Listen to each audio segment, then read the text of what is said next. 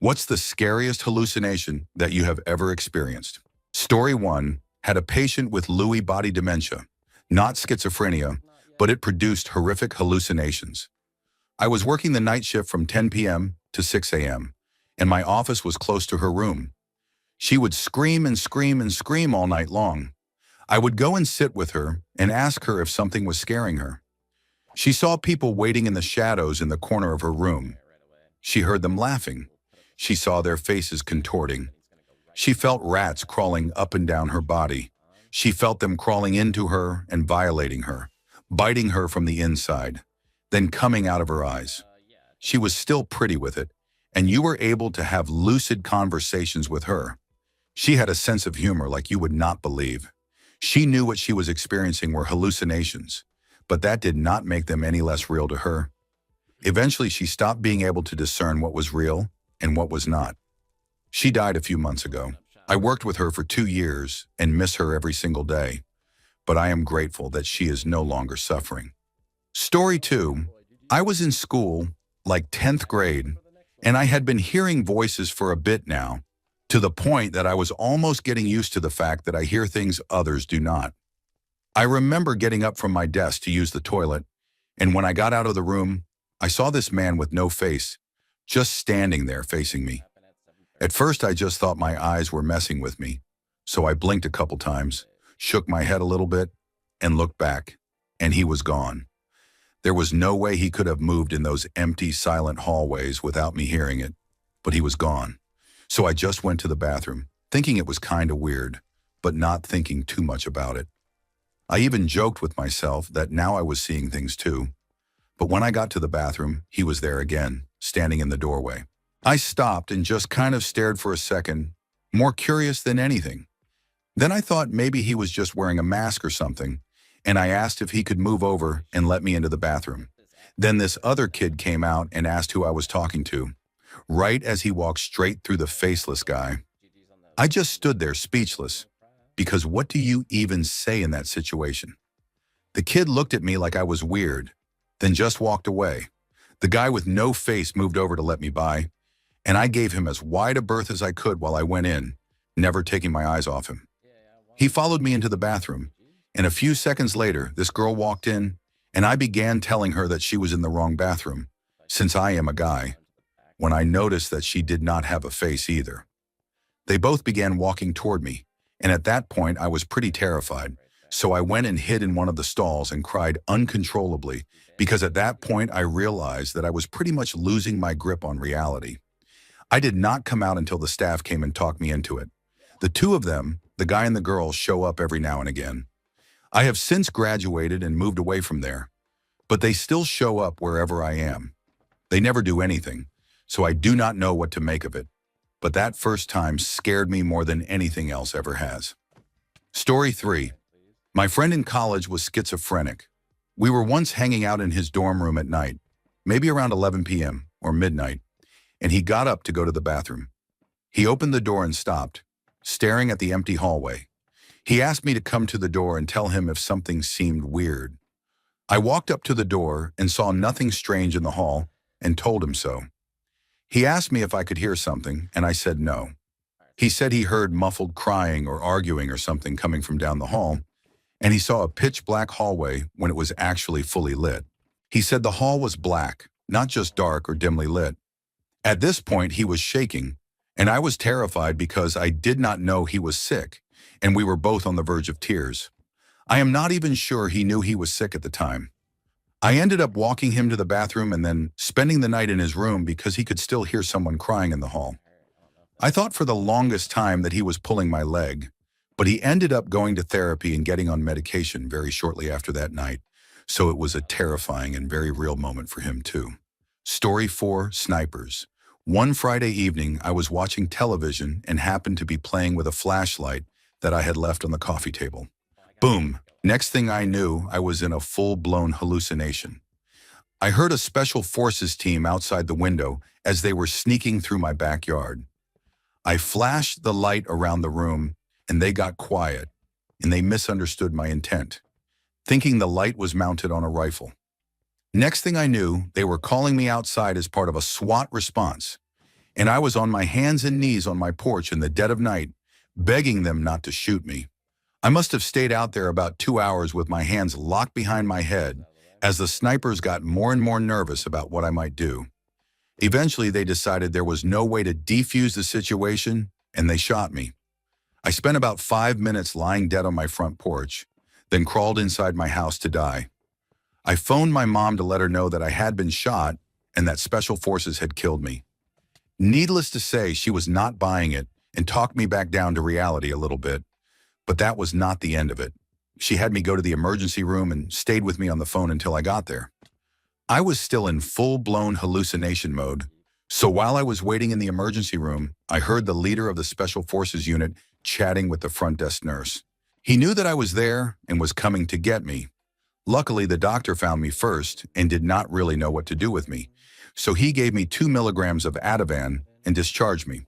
So I drove home, still hallucinating and now somewhat affected by the Ativan, and I saw all types of crazy things on the way home.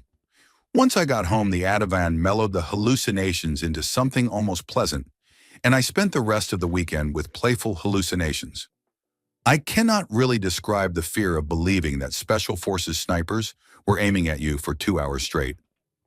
Story 5. Original poster. This is a great question, and I noticed no one was answering yet, so I will throw something in. First off, schizophrenia is the scariest disease in the world to me. If God came down and told me he had to give me a disease, I would say anything but schizophrenia. It is just that awful. I have nothing but compassion for people who have it and the families who are dealing with it. That being said, here is my story. Way back when I worked in social services, I had a client who had paranoid schizophrenia. He was a really smart guy who did great through college and went to graduate school at the top of his class.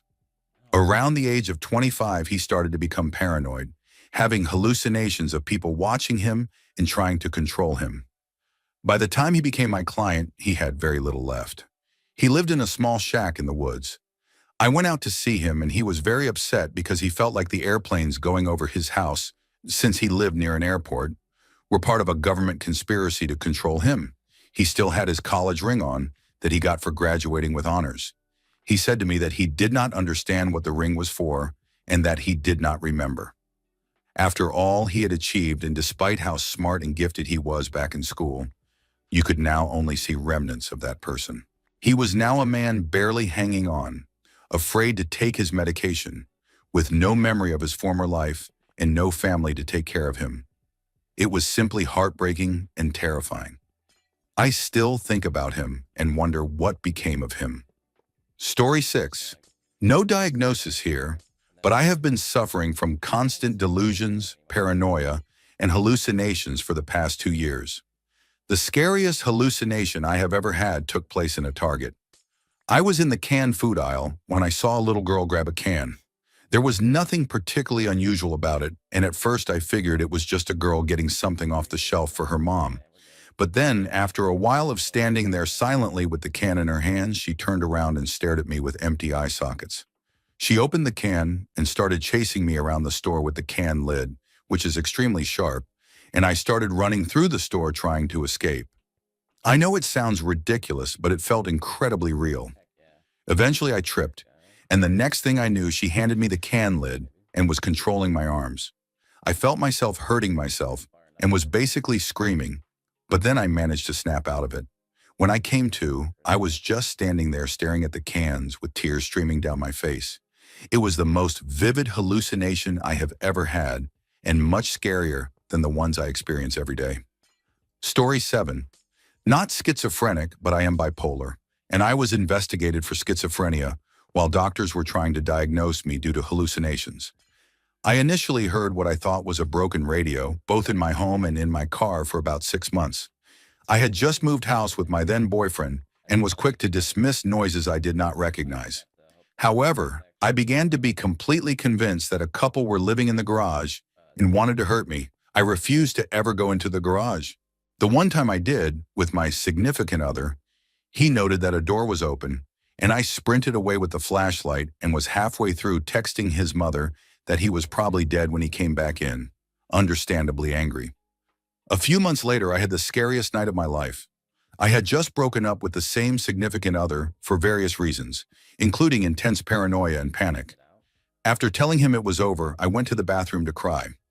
I looked down and my entire body appeared to be covered in spiders. I panicked. I could not turn to him for help, so I went back to the spare room. About an hour later, I heard two voices, roughly 20 centimeters behind me over my right shoulder, growling in unison that it was coming. Startled, I looked up and saw a tall black figure in the corner of the room, shaped like an extremely tall ceremonial guard and radiating something deeply threatening.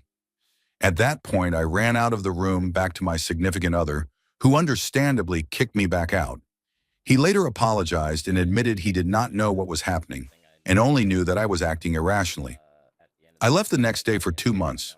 I moved back when my significant other left and have been mostly stable without many incidents since. I often describe bipolar disorder as getting brief samples of other mental illnesses, but with the luck of only experiencing them temporarily. My psychiatrist initially thought I had schizophrenia when I was first admitted, and if what I experienced was even half as bad as the full condition, I am eternally grateful that I do not have it. Story 8. My great-grandmother died because of her hallucinations. I was not alive then, but she apparently was not given appropriate care and ended up living on her own. She locked herself inside her house and was found dead weeks later.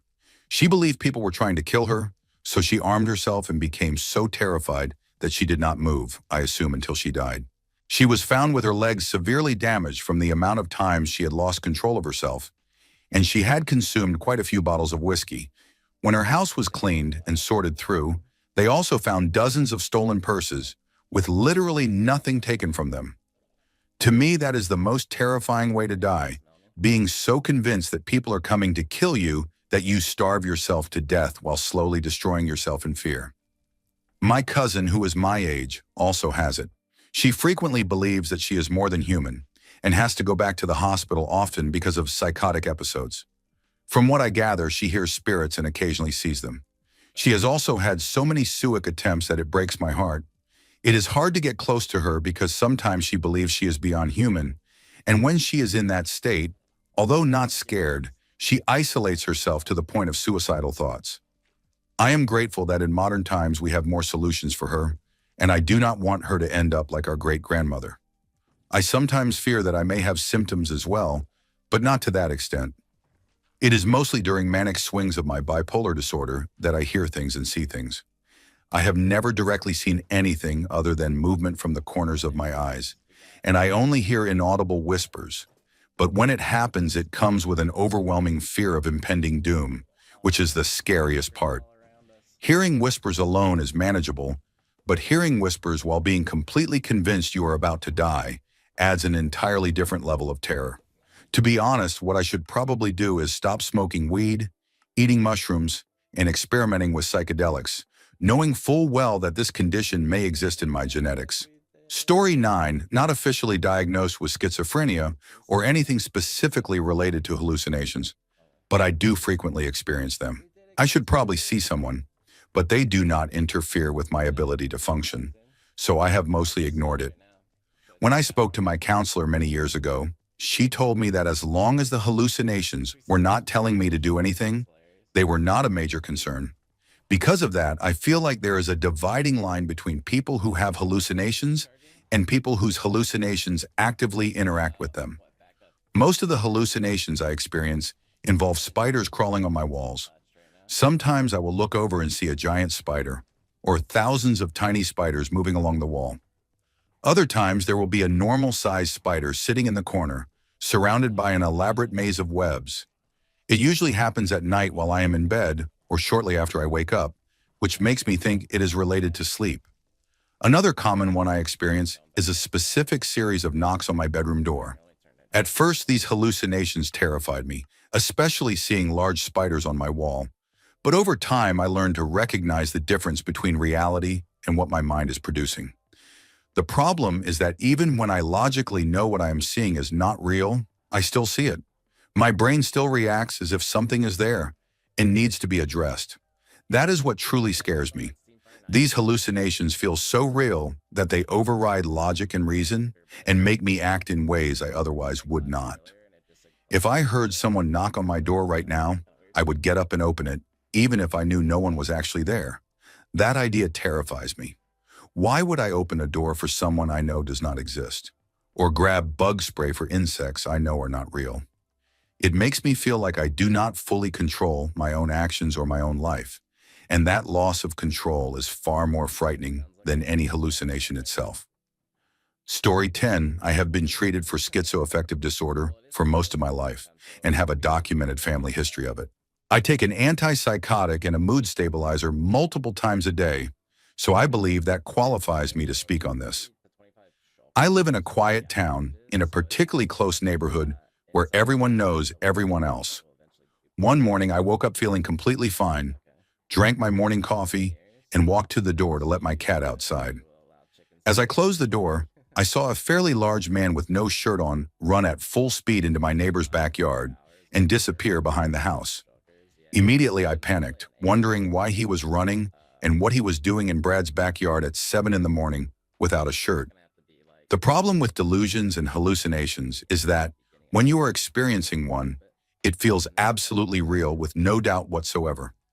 No matter how ridiculous the idea might sound afterward, at the time I was completely determined to find out who this man was. The police eventually arrested me in Brad's backyard while I was yelling and ranting in my boxers and a bathrobe about a man who did not exist, doing exactly what I was now doing. I know stories like this might sound less exciting than tales of ghosts or monsters, but real horror is watching your entire town see you taken away while you genuinely believed you were helping keep everyone safe. My greatest fear is not some imaginary creature, but the possibility that one day I will no longer be able to tell what is real at all. Story 11, I have mixed state bipolar disorder and Asperger's, which at times has progressed into full-blown psychosis. It is difficult to separate what is a hallucination and what is synesthesia, but either way, the effect can be frightening. For example, once on the ground floor of a hotel, I heard piano music coming from the lounge. But as I got closer and closer, the music transformed into what it actually was, a guitar and drums. I hear human voices in static, like the white noise from a computer, and even a light bulb that hums loudly enough will sound like two people arguing. When I close my eyes, I see fractals and kaleidoscope imagery until it fades to black. And then I begin to see rapid flash images of things I have seen since the last time I slept. Certain sounds create mental images, colors, shapes, and emotions. When I was in the early stages of psychosis, I heard a commercial for Windows 10, and I was knocked off my feet like a cartoon character and started screaming because the sound effect at the beginning of the commercial made me see 7 blinding lights that looked like they were going to crash into me. There are also lower-level hallucinations, like being convinced that every man on earth is trying to kill me, or interpreting a sign that said exit to lobby with a pointing arrow as meaning something like, please leave the building before attempting to lobby for anything, with lobby meaning to argue, which left me frozen and mute while I could still see the sign clearly. Story 12.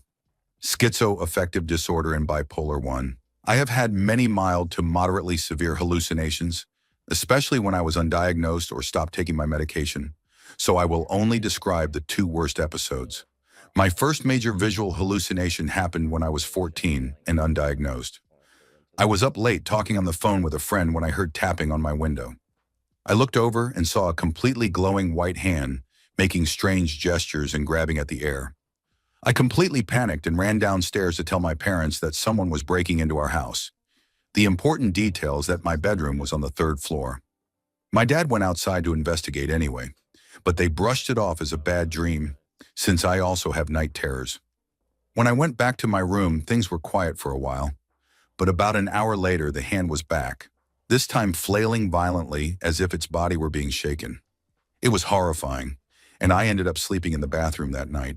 Months later, I was diagnosed with schizoaffective disorder and bipolar 1, and I realized that what I had seen that night was a hallucination.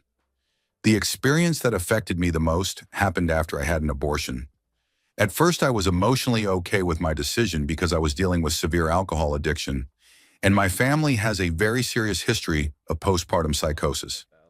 I had read too many stories about mothers experiencing postpartum psychosis and harming themselves or their children, and I was convinced that I might do the same. 2 nights after the procedure, while I was sitting alone in my apartment, I heard faint crying. I thought it might be a cat or a child outside, even though it was 2 a.m. I checked the window and saw nothing, but then right behind me I heard a small girl's voice quietly ask Mommy. I turned around and saw a split-second image of a little girl wearing red with short black hair, like a camera flash that appeared and vanished instantly. I stood there in shock and then broke down crying uncontrollably. I am still affected by that hallucination to this day, and although I remind myself that my decision was the right one, the memory continues to carry a heavy emotional weight. Story 13. A demon appeared on a door on my balcony and said that I could not help it and that no one could help it. When I went inside, it moved up the wall onto the ceiling and told me it was coming back in 2 minutes to take me to hell. I started feeling a pulsing sensation move up my left arm, which led me to believe I was going to have a heart attack. When it came back, I was so terrified that I ran out of my apartment. What followed was a situation that lasted only about 2 days in real life, but within the delusion, the timeline stretched across 6 months. At some point during the night, the police used a taser on me about 10 miles from my home, and my heart ended up stopping. In the delusion, the demon had captured me and taken me to hell, where I was chained and forced to smash my head into a glass wall. In reality, I was in someone's backyard trying to break through their sliding glass door. Apparently, the homeowner tried to shoot me with a shotgun but missed. Eventually, in the delusion, I became too exhausted and collapsed. The demon kept telling me that everything would get worse if I did not continue, but I had no energy left and gave up. 2 zombie-like Dobermans appeared and consumed my body from the neck down until I was nothing but bone. I watched my muscles and skin slowly grow back until I was whole again, and I was told to continue smashing the window with my head. The glass finally broke, and I fell onto the lower pane, which cut me in half. Instantly, I was transported into a room that was unbearably hot, where every breath felt like a desperate gasp, and I could not get enough air. Someone stood in front of me holding a glass of water covered in condensation, but I only had enough strength to crawl toward it. Every time I got close enough to touch the glass, the person stepped back. There was a clock on the wall, and I watched 6 months pass by. The only thought I had during this entire experience was that I was never getting out. I had no thoughts of my family or my past, only endless despair. Eventually, I managed to touch the glass, and I was transported to another place, a void where a massive black dragon with bright green eyes stood before me. The underside of its wings glowed the same bright green. It lowered its head, which was about 3 times the size of my entire body, and whispered that it was only going to get worse from there. Then it released black smoke from its nostrils that entered my ear. What followed can only be described as experiencing thousands of versions of myself, all suffering the most intense, mind-splitting pain imaginable at the same time, all inside my own head. I lost all sense of existence. Then I was in space, staring at the earth, and in my own voice I heard the words that I had created all of this. I woke up strapped to a hospital bed in the intensive care unit, covered in wounds and injuries. For a long time I was completely traumatized, but those final words changed my entire life. I now believe that reality is created by the mind, and knowing that has removed my fear. I think that when people die, their brain releases a massive amount of dimethyltryptamine, creating a time-distorted dream state, and whatever you are thinking before death becomes your experience. From the moment I saw the demon to the moment I woke up, only 2 days passed, but I experienced 6 months in hell. The second incident happened 3 years later.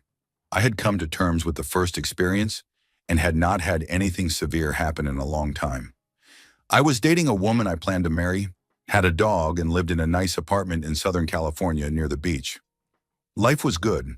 I work in television and photography, and I owned a small flexible tripod with bendable legs. One day while sitting on the couch watching television, the tripod began talking to me. My body felt like it moved on instinct, and I shaped the legs into a small humanoid figure. It told me its name was Ishvanala and claimed I had already lived this life 1,000 times and that my training was beginning. My arms moved on their own, shaping the figure into different poses that matched what it was saying. At one point, it warned me that my girlfriend was about to walk through the door and that I needed to act normal. And seconds later, she did. It began predicting events, telling me about an invasion of a dragon-like species from space and showing me visions of a starship I would command, where my dog would lie and where my future wife would sit as co-captain. It showed me the destruction of Earth and countless dying faces. When I asked how to save them, it told me I would be given the power to escape with my girlfriend and my dog. When my girlfriend noticed something was wrong and said she wanted to go to her parents' house, the voice told me she would die if she left. I saw a vision of her parents' house in flames. It told me the only way to stop it was to restrain her until morning. I was horrified but completely convinced. I approached her and told her I loved her and that she would understand later. I restrained her, panicking and crying, until she escaped and ran for help. Neighbors came out, and the voice told me none of them mattered. In my delusional state, I physically fought several people before my girlfriend escaped and locked herself in another apartment. Sirens approached and the voice told me to avoid capture, then later told me the only way to save her was to let the police take me. I followed its instructions, evaded officers briefly, then allowed myself to be arrested. In the police car, I believed an attack was imminent and dismantled the seatbelt with my hands restrained. None of it was real. Hours later, sitting in a cell, I slowly realized what I had done. When I finally spoke to my girlfriend, she told me she forgave me and that it was not really me, but that it was over. I never saw her or my dog again. I moved across the country to start over, but the memory of that night follows me everywhere. I cannot make amends, and there is a restraining order in place. The hardest part is believing that I do not deserve another relationship after becoming someone I never thought I could be. I believed I was acting as a protector, but instead I became a source of fear. The mind is an incredibly powerful thing. Story 14. I started to experience hallucinations in high school. Since I had never had any reason to question my mental stability, I simply perceived everything I heard as real. It also did not help that I was raised Catholic and already had underlying beliefs about demons and similar concepts. It began with faint whispers in the background. I thought they were part of my own consciousness, like different thoughts expressing themselves without me actively thinking them. The whispers made me feel like an outcast, convinced me my friends were against me, and told me I was alone and isolated. As strange as it sounds, after hearing this repeatedly, I began to believe it. It completely altered my behavior, and I started doubting all my friends and distancing myself because I thought they were conspiring against me or faking their feelings. That is how hallucinations affected me at first. The scariest part came later. After about a year of ignoring the whispers, they became worse. I was extremely isolated, sometimes going weeks barely speaking to anyone because I fully believed everyone hated me. During that time, all I had were the whispers, which I had come to trust as my own thoughts revealing truths I could not otherwise see. Then the whispers changed into voices that sounded inhuman, booming, chilling, and commanding. They told me they were higher beings and that they now owned me. They said I was a pawn, but because I was an outcast, they felt some sympathy for me. They told me I needed to be placed back into society, and that the only way to do that was to deal with the people who disliked me. They convinced me that the negativity was coming from a former crush, and that by harming her, I would remove the source of the hatred. At first, I knew this was wrong, but after hearing it again and again, it started to make sense in a twisted way. I was desperate to feel safe around people again, and while I was never enthusiastic, I began to see hurting her as a necessary evil. I made a plan, but before anything could happen, I sent her a strange message that alarmed her. She contacted a hospital and an ambulance, and a police officer arrived at my house moments before I left with a knife in my hand. Looking back after treatment, that was the most terrifying experience of my life. Story 15. My mother has schizophrenia. She once called me during a hallucination while she was out walking near a military surplus store close to her home. The shop sold old military clothing, replica grenades, and similar items. Outside the store were mannequins dressed as soldiers and an old cannon beside them. Across the road, there was a billboard for the local news station. While she was walking past the store, she suddenly heard gunfire. In her mind, the mannequins had come to life and were shooting at her and preparing to fire the cannon. She panicked and started running. When she looked up at the billboard, she believed the news anchors pictured on it also had guns and were trying to kill her. She called me in complete terror and it frightened me badly because I thought someone was genuinely trying to harm her. She managed to get into a taxi during the call and was taken to a psychiatric ward where she stayed for several days, possibly up to a week, as best as I remember, since this happened around 15 years ago. I'm not sure if that was her worst hallucination, but most of her experiences involve people trying to kill her or plotting against her.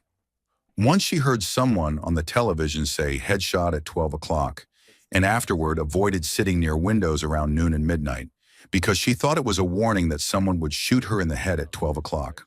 She also frequently saw snakes. When I had my daughter, I sent my mother a picture of her eating baby food. She had carrots on her face and was sitting in her high chair. My mother called me crying because, to her, the picture showed my daughter dead, with blood around her mouth and a snake wrapped around her neck. Story 16, I believed I was chosen by God or the devil, and that I had to pay for every mistake and bad thing I had done in my life. This belief led me to wander aimlessly through a town I knew extremely well. Yet I kept getting lost and felt like I was walking in circles. I met random people and drank 1 or 2 beers with them, and after that, things became blurry. I ended up in jail for a weekend, believing the entire situation was a test created by humanity, God, or the devil to break me.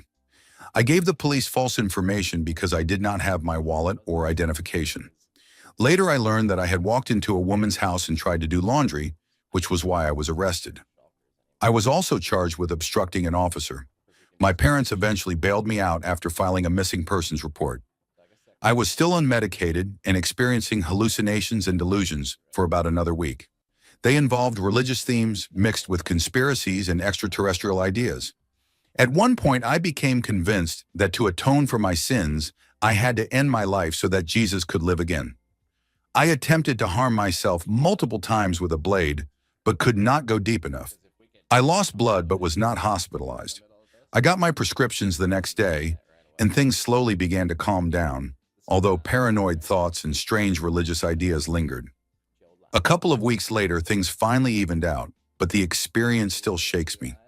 Even on a normal day, I have unusual thoughts and an interest in conspiracy theories, which does not help, even though I am now medicated. I am grateful to still be alive and hope it never happens again. Story 17. Not schizophrenic, but I went through postpartum psychosis 3 months after having my son. It started with auditory hallucinations, hearing my son cry when he was not crying, staring at the baby monitor with no sound waves while still hearing him screaming. I knew what was happening was not real, but it still deeply affected me. After about 4 days, it became visual. I would see people vandalizing the car I was sitting in, but there were no marks, even though I was convinced the person was hiding from me whenever I got out. There were disturbing hallucinations involving my mother and Sewell objects that I still cannot talk about, and eventually it escalated to me hearing my brother tell his girlfriend things that led me to unintentionally disclose past Sewell abuse to my parents. When I finally reached my breaking point mentally, I went for a walk and became convinced that my son's father was stalking me in the neighborhood. I even asked a neighbor to call 911, which I deeply regret. That was my final straw, and I asked to be taken to the emergency room, where I continued to believe my son's father was coming to get me. The last thing I remember was telling a nurse that I had taken a narcotic, which I had hallucinated and had not actually taken. I was later told that I attacked nurses, bit one of them, and ripped out her earring. Thinking about this still fills me with guilt. Writing this brings back all the shame I felt after being released from treatment. To anyone who recognizes these events, I am deeply sorry. I had not slept more than 3 hours a night for 3 months, and in the days leading up to this episode, I had not slept at all. Please take care of yourself after having a baby, because it can lead to severe mental health complications. It has been 2 years and I am doing infinitely better now, but I have been told it gets worse with each child, so I do not believe I will have more children. Story 18. I am schizophrenic, and the illness manifests in many different ways. I am not ashamed of my diagnosis and am actually grateful for it. I suppose I am a glass half full type of person, so I see things differently. When I was young, I saw beautiful angels everywhere, protecting me from demons trying to get in through the windows. You know how as a child you run up the stairs after grabbing a snack in the middle of the night to escape the ghosts downstairs? My angels always protected me from the evil outside. I was never agoraphobic, just nervous about opening doors to ugly creatures. The spirits followed me outside too. When I felt uneasy, I would see a woman in a white dress with smooth facial features who radiated love. I do not see them often anymore, but when I do, it feels like a warm, tight hug, like pure energy that can only be described as love. As a teenager, my hormones worsened my hallucinations. I would hear classmates talking and think everything they said was about me. I would tell them to speak louder and say it to my face, and they had no idea what I was talking about. I also smoked a lot of weed during that time, which made my auditory hallucinations worse. I thought even my teachers were talking behind my back. I saw tall, faceless, dark figures that followed me everywhere, but the angels protected me. I rarely saw them during the day, but at night they formed a protective barrier around me. In daily life, I felt kisses on my neck from things that were not there, felt bugs in my hair until I scratched my scalp raw. And when I closed my eyes, I saw vivid images of demons coming for me. I barely slept and felt like I was losing my mind. I was often caught talking to myself, which I still do, because some of my voices are genuinely funny. As an adult, I know I am not normal. I take medication that helps, but I will never be a typical person. Sometimes I hate the medication because I miss my hallucinations. Not the demons, but the angels and the voices that made me laugh. Medication can make hallucinations disappear forever or replace them with worse ones. I felt more creative before the medication, able to lose myself in art or music completely. Now life feels flat and routine. I no longer live in fear of demons, but I miss the angels who made me feel protected. My schizophrenia made me feel both safe and vulnerable. Now I feel like I have no shield at all. I think it was a coping mechanism I built to survive hardship, and now it is collapsing under reality. I do not even know what reality is, because I have lived in another world my entire life, one that feels real to me, but has always been dismissed by others. I struggle to trust anyone around me, and sometimes do not even believe people are real. After writing this, I honestly feel like stopping my medication again. I love who I am, including my schizophrenia. Story 19. My scariest hallucinations are the ones where I see eyes forming everywhere. I do not experience hallucinations as intense as some people, but I do see dead individuals, often bodies of people who ended their lives or were violently injured. Seeing eyes appear everywhere unsettles me the most. The eyes form into faces and then into bodies, and before I realize it, my entire vision and my home are filled with eyes, partial faces, or full figures staring at me. The aftermath is just as distressing because I start actively searching for eyes. Every time I see eyes, even those of a dog, I feel like they are watching me or coming for me. I cannot make eye contact or be around people, except for two individuals I deeply trust and who know about my hallucinations. With them, I can look into their eyes and feel okay, as long as their face appears normal. Another terrifying experience happened the first time I took Wellbutrin, which can cause hallucinations. During that episode, I saw everything I did not want to see, everything that frightened or traumatized me. I felt nails digging into my body and dragging down from my chest to my feet. I relived past trauma, including events that were delusions themselves. I would lock my door and watch the handle slowly turn as the door opened to reveal something standing behind it. I could hear the sound of the door opening, and to this day, even seeing or hearing a door makes my heart race. I hide under the covers as voices whisper my name, shifting from normal tones to demonic ones, while something beneath the covers grabs my foot and tries to pull me into darkness. I keep my phone on and scroll through Reddit, desperately looking for distraction, only to see letters morph into symbols or messages meant for me, and images that look like photos of myself, as if I am being watched. The hallucinations themselves are terrifying, but the anticipation afterward is worse. Waiting for something abnormal to appear and it not happening makes me panic, because I start wondering what is coming next. It is hell. Even typing this is triggering a panic response. These past months have been unbearable, and I did not realize how badly I needed to write this out, so thank you for asking. Story 20. I am not schizophrenic, but my father was. Some of my earliest memories are of him telling me to get down, because a car was passing by our front window, believing that the people inside the cars were watching him. I would have to sneak around the house for the rest of the night until he finally calmed down. He was not always extremely paranoid, but every so often he would have episodes where he believed everything was out to get him. My father heard voices, though I never found out whether he also saw things. When I was older, I sat down with him and asked who he thought was talking to him and what they were saying. He told me there were multiple voices, most of them demons telling him they were going to kill his family, that everyone hated him, that he could not trust anyone, and that he was going to die alone.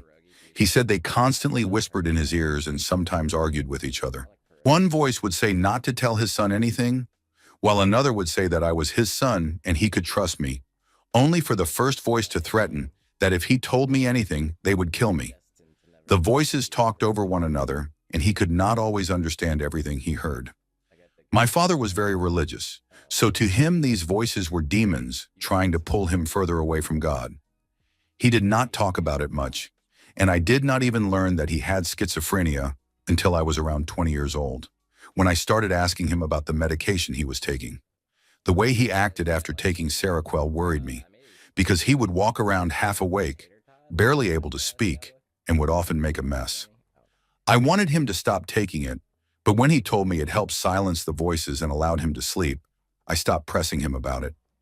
Story 21.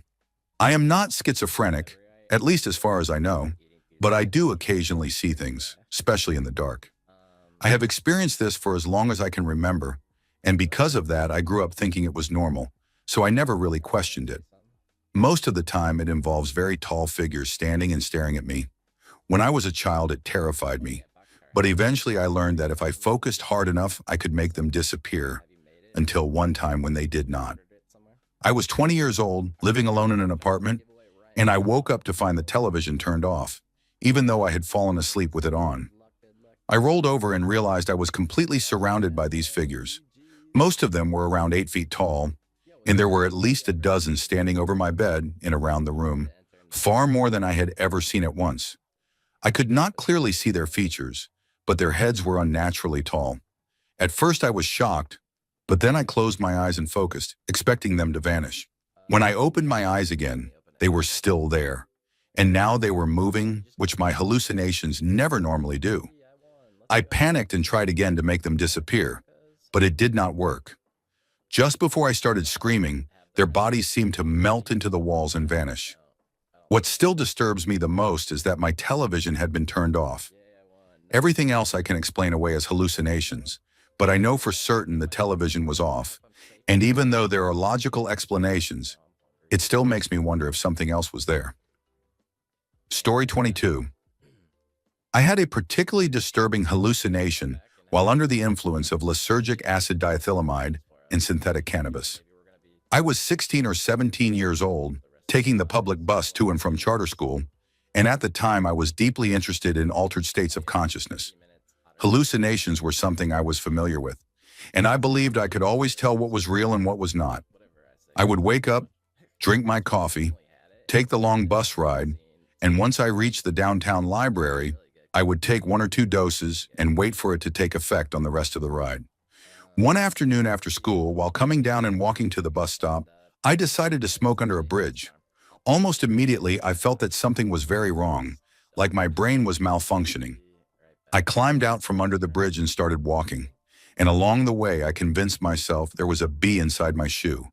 I panicked, ripped the shoe off, and found nothing, so I blamed it on the substance and kept walking. About 15 feet from the bus stop, I felt it again, but this time the sensation changed into something far worse, as if the tips of my feet were unraveling like thread and would continue upward if I did not stop it, which I believed would mean certain death. I completely lost control and checked my watch, realizing I had about 45 minutes until the next bus. I told myself to use the time to calm down, but what felt like only a few minutes turned into an hour, and I watched the bus drive away. In confusion, I ran past it, reached the next stop ahead of it, and managed to get on without further incident. In the chaos, I forgot about the sensation in my feet, and it never returned. After that experience, I significantly reduced my use of psychedelics, because during that episode, I could no longer clearly distinguish what was real and what was not, and I felt dangerously close to a substance-induced psychosis. Story 23. I am not personally schizophrenic, but my girlfriend was diagnosed with paranoid schizophrenia at a young age. She has also been diagnosed with psychosis by another professional, so there has been some uncertainty about where exactly she falls diagnostically. She hears things constantly, but it is the visual hallucinations that affect her the most, even though they happen less often. The first time I witnessed one of her visual hallucinations deeply shook me. We were lying in bed together when she suddenly sat upright, visibly startled, and asked me if I could see that. I asked her what she was seeing, and she told me there was a hand on the foot of the bed, long and bony, reaching out from under the bed and resting on the mattress. I tried to reassure her that there was nothing there, but she could not take her eyes off it. Then she began to panic completely, screaming, trying to move away, covering her ears and shaking. It took a long time to calm her down. Later, she told me that the hand belonged to a creature, something straight out of a horror movie, with long skeletal limbs. She said it had pulled itself up and started crawling onto the bed toward her. She was curled up, screaming, as this distorted creature climbed closer. That moment really hit me. I cannot imagine how terrifying it must be to be perfectly fine one moment, lying in bed talking, and then suddenly see something like that emerge from beneath your bed and come for you. I honestly do not know how she lives with it. Story 24. My mother was diagnosed with schizophrenia after an episode when I was 8 years old. I was sleeping peacefully in bed with her and my father, because I was terrified of sleeping alone at that age, when I was suddenly awakened by what sounded like a loud dog barking right next to me. It turned out to be my mother. She jumped violently out of bed, briefly barking at the foot of the bed in the pitch dark, and then ran out of the room as if something were chasing her. My father woke up in a panic and ran after her to see what was happening, only to nearly be attacked by her before she partially came back to her senses. Later at the hospital, she explained that she believed deadly gas was being released from the glow in the dark decorations we had put on the wall earlier that day, and that she was suffocating. She also saw camera flashes everywhere. Convinced that my father was an intruder attacking her, she reacted in what felt to her like self-defense, and then cried when she realized she had almost hurt her own husband. This episode happened during a period when she constantly complained that people were following her and talking about her in the mall, and that people were entering our home to install cameras to monitor her disability benefits. When asked why no one else saw these things, she claimed that my father and I were regularly being sedated by the intruders before they carried out their work. The experience left deep psychological scars on me at 8 years old, and it has been devastating to watch a once healthy, sociable woman become a reclusive prisoner inside her own home for over 2 decades. It has been nearly impossible to get her help, because she is still convinced that nothing is wrong with her. I want to add that reading stories like these has given me an even deeper respect for people who live with hallucinations. Story 25. I am schizoaffective, bipolar type, and my hallucinations usually only appear when I am extremely stressed or fall into a deep low. A few years ago, while driving to work, I heard a woman whispering in my ear, telling me to crash my truck, telling me to just end it because no one would care. I snapped out of it just as I was heading toward a tree. I checked myself into the hospital and spent a week in the psychiatric ward, followed by an intensive outpatient program for a couple of months. The last hallucination I experienced during that time was so subtle and seemingly harmless that it sounds ridiculous, but it remains the scariest one to me. I was living with my mother, stepfather, and sister, staying in the basement. I came upstairs around midnight or 1 in the morning to get something from the fridge. When I turned around, I saw a cat casually walking across the kitchen floor, completely ignoring me, before rounding the corner. I followed it, and it simply vanished. We have never owned a cat. We had a dog, but she was upstairs, locked in my sister's room. All the doors were shut, locked, and secured. I told my psychiatrist the next time I saw him, and he was not particularly concerned. In fact, no one was. Years earlier, when my hallucinations first began, I had heard a woman screaming that someone was dead, followed by a shrieking sound like a train in a subway tunnel. That entire summer, I was never truly alone. I heard a father and son hiking through thick brush 2 miles from any road or trail, talking to each other, and when I looked, no one was there. There was always a low background chatter, like a crowd murmuring before a church service, and when I changed what I was doing, it would suddenly go silent, only to return again later. Despite all of that, it is still the image of that silent, ordinary cat that unsettles me the most to this day. Story 26. When I was about 15 years old, I had a bunkmate with schizophrenia while I was in an inpatient psychiatric evaluation wing, a smaller version of the long-term unit with a few large bedrooms that each held between 4 and 8 beds. Her bed was next to mine in one of the larger rooms. She was tall and strong for her age, which is important to the story. The main thing I experienced was that she would suddenly leap out of bed at random times during the night, at least once every couple of nights, because she believed she was seeing a swarm of bats attacking her. She would scream and violently flail her arms, trying to swat them away and shield her head, reacting exactly as someone would if it were actually happening. She did this with a lot of force, and the screaming and stomping would wake the other patients, many of whom were terrified. I was scared too, but I was one of the few people close to her size and figured that an accidental hit would not be the worst thing. I never touched her, but I would try to talk to her, calm her down, and ground her in reality.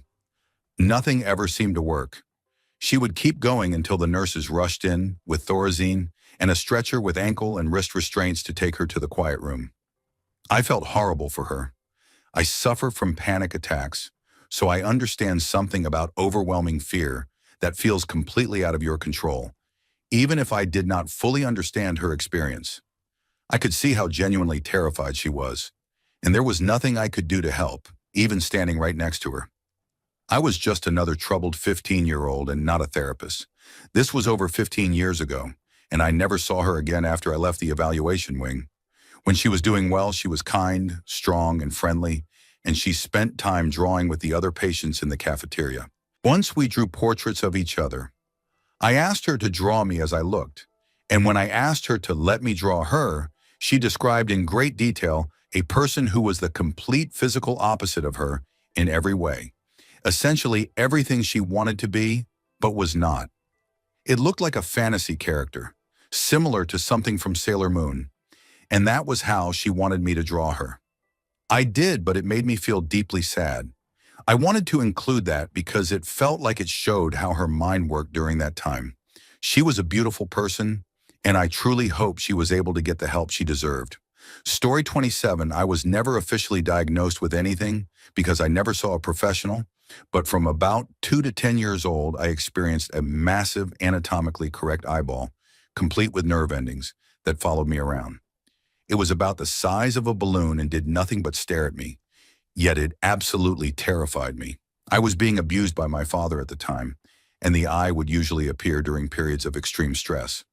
When I was 10, we fled the state to escape my biological father. After that, the eyeball still appeared occasionally during my teenage years, maybe once or twice a year, showing up outside a window or in my closet. I am almost 30 now, and a few months ago, during a very difficult pregnancy, I saw a tiny eye peering at me through a cracked door. Over the past 2 years, I have also experienced moments where I look in the mirror and panic because I do not recognize my own reflection. These episodes last about 5 to 10 minutes. The first time it happened, I nearly screamed, convinced someone had stolen my body, until something clicked and I realized it was me. It is still unsettling when it happens, but now I recognize it and simply avoid mirrors until it passes. Mental illness runs on both sides of my family. My biological father and his mother both had antisocial personality disorder and were extremely controlling and cruel. We left after he tried to kill us, and he had abused me as punishment for my mother leaving him years earlier. Yet the court still tried to force visitation because he appeared to be a devoted father. On my mother's side, my great-grandmother and great-great-great-grandmother both had severe hallucinations involving bugs and shadow figures. Story 28. I have bipolar disorder with psychosis, not schizophrenia, but I still experience both visual and auditory hallucinations. I also struggle with conversion disorder, so at times I become randomly paralyzed or unable to speak. The worst episode happened when I could not move at all. I saw spiders crawling all over me and across my bed. I wanted nothing more than to get up and run away, but I was completely unable to move. It felt like they were taking tiny bites out of me, not enough to break the skin, but enough to feel like needles piercing me all over my body. This lasted for about half an hour. Eventually, I was able to shout, then stand, and I immediately ran to the shower to wash them off. It was only once I was in the shower that I realized it was not real. There were no spiders washing down the drain and no bite marks on my skin. Even now, the memory is so vivid that it feels like a real experience rather than a hallucination. The other especially awful one was auditory. I had a voice that followed me almost everywhere, repeatedly saying, "Death brings hope," and urging me to end my life or hurt others. Sometimes it said more, but that phrase was constant. Because of the content, I knew it was not real, since no one in real life follows you around saying things like that. I managed to ignore it, but it would not leave me alone, and it took several weeks before it finally stopped. It is incredibly difficult to focus on normal life when you are constantly being told to die. Hallucinations are exhausting and terrifying. Story 29. Not me, but I once found myself sitting in court because I was assigned to a judge during law school. The accused was a man with schizophrenia who appeared completely normal during the trial because he was back on his medication. But a few months earlier, he had stopped taking it and killed his girlfriend. That night, just before sleeping, they were lying in bed together. She was on her phone while he was hallucinating. She did not know what was happening, but he later described seeing a light jumping back and forth between him and her and hearing the voice of his father, who was actually sleeping upstairs. The voice told him to kill his girlfriend because she was a demon and would otherwise kill him. At some point, his girlfriend reached out and touched his hair, and he snapped. He grabbed her by the neck, threw her off the bed, got on top of her, and strangled her. He kicked her chest several times and did not stop, even though the court physician later stated that she was already brain dead by that point.